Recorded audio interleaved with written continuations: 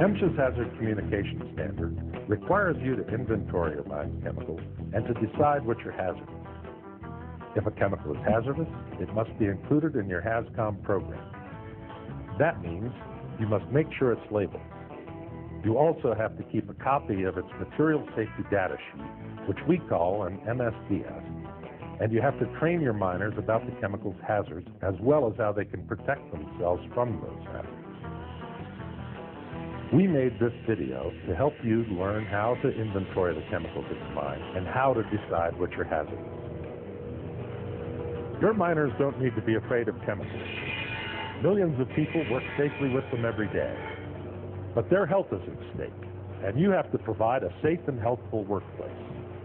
We realize that in any industrial environment, exceptions can occur. Equipment can wear out, leaks can develop, machinery can run into containers. Where emergencies can happen, or when chemical overexposures can harm your employees, they need to have the knowledge to protect themselves. That's what MSHA's Hazard Communication Standard, or HazCom, is for. Now, what do you have to do to comply with HazCom, and how does it work? If your operation is like most mines, compliance is not complicated. You have to inventory the chemicals at your mine and determine which are hazardous. Keep a list of the hazardous chemicals. Establish a written HazCom program. We have models that you can use for a pattern. Prepare a label and MSDS for your product. Make sure that containers of hazardous chemicals are labeled. Keep a file or book of MSDSs for the hazardous chemicals at your mine. Train your miners about the HazCom program and the hazardous chemicals they can be exposed to. Allow your miners to look at the HazCom information you have and give them a copy of it if they ask. Hazard determination is your chemical inventory. You must look at all the chemicals at your mine and decide which can be a physical or health hazard. Some chemicals are physical hazards, some are health hazards, some can be both, and some are neither. Some chemicals are exempt from HazCom because they're already regulated by other federal agencies. HazCom has an entire section of exemptions from the rule, and before you inventory your chemicals, you need to know what chemicals you can exclude. If you buy an ordinary consumer product, you do not have to include it in your mine's HazCom program if you use it as a manufacturer intended, and it does not expose the miner more often or for longer duration than ordinary consumer use. Here's an example of what we mean. You bought cleaner with ammonia for your truck drivers to clean their windshields. The drivers clean them 2 or 3 times each shift. Should you include the cleaner in your HazCom program? The answer is no. Your truck drivers are using it like an ordinary consumer would. Suppose you bought the same ammonia-based cleaner for your janitor to use. He'd use the cleaner on counters, mirrors, windows, bathroom tile, and other parts of your mill all day long. Should you include the cleaner in your HazCom program? Yes. The cleaner will be used as the manufacturer intended, but the janitor is exposed to ammonia for a longer time than an ordinary consumer would be. Manufactured goods, such as plastic pipes, conveyor belts, repair steel, and tires, are at every mine. For the purpose of HazCom, such goods are articles. Even if they contain a hazardous chemical, articles are exempt. There are 2 conditions, though. They must release no more than insignificant amounts of a hazardous chemical and pose no physical or health risk to exposed miners. This galvanized pipe is perfectly safe under ordinary mine conditions.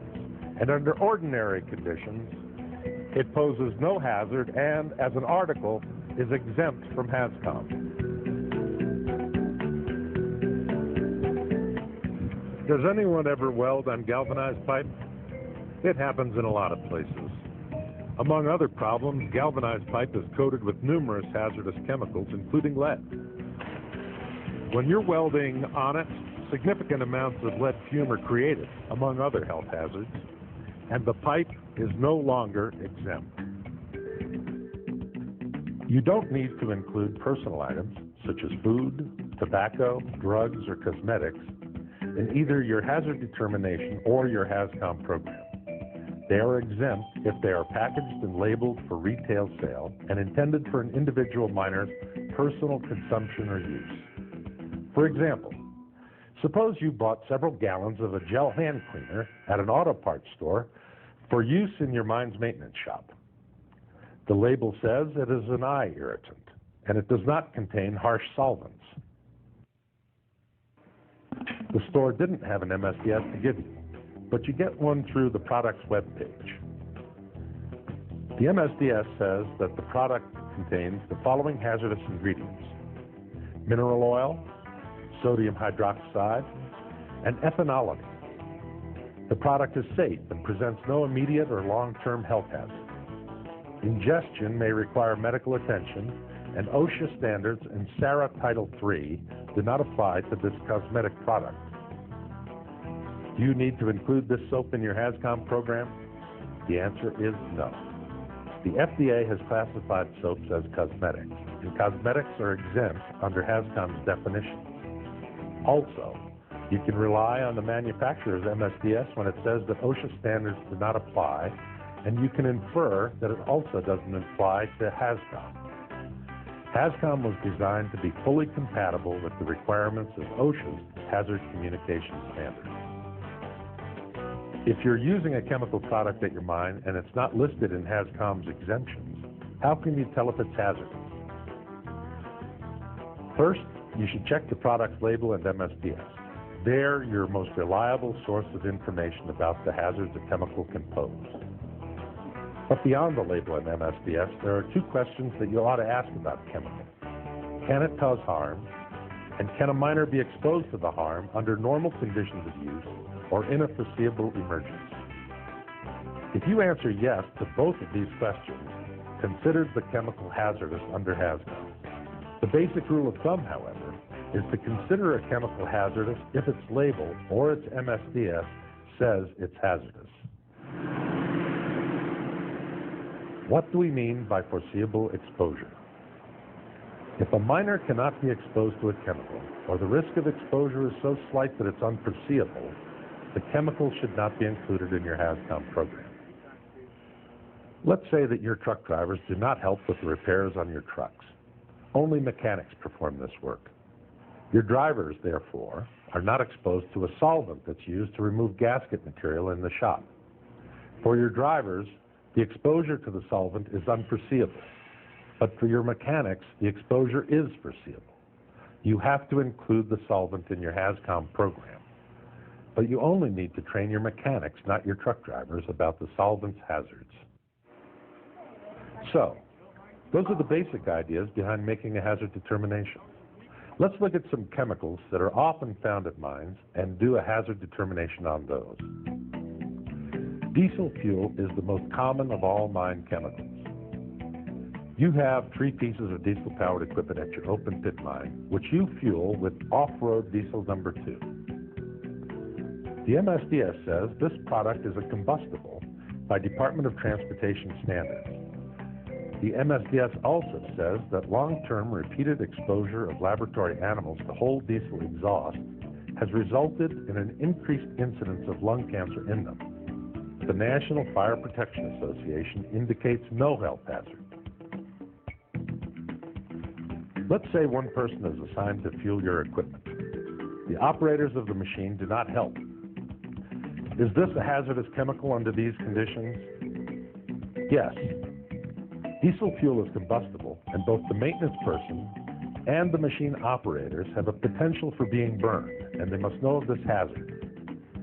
There can be severe acute health effects from breathing the hot fumes, if fuel were to spill on the engine. Exhaust fumes contain toxic gases and can be carcinogenic as well. What about motor oil? The label says there's no known hazard. The MSDS says that animal studies show used motor oil can cause cancer. Is motor oil a hazardous chemical? When new oil is put in an engine, it's not a hazardous chemical. But used motor oil is hazardous, and you must tell the employees who change the oil on your equipment about the potential cancer hazard. What about your mine's product? Is it a hazardous chemical? All mining commodities are chemicals. Many mine products, though not all, are hazardous because they contain silica, a hazardous chemical. Other components can also make a commodity harmful. If your mine's product is hazardous, you must include it in your HazCom program and prepare an MSDSN label to give to your customers. You probably already know how your product should be classified.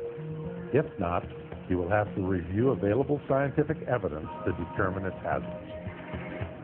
HazCom is an information and training standard. It requires you to know about the chemicals that you mine and to tell miners about the risks associated with exposure to them, the methods you use to control exposure, and the safety measures to take. The inventory of mine chemicals is an important first step toward cataloging mine hazards and informing your employees about them.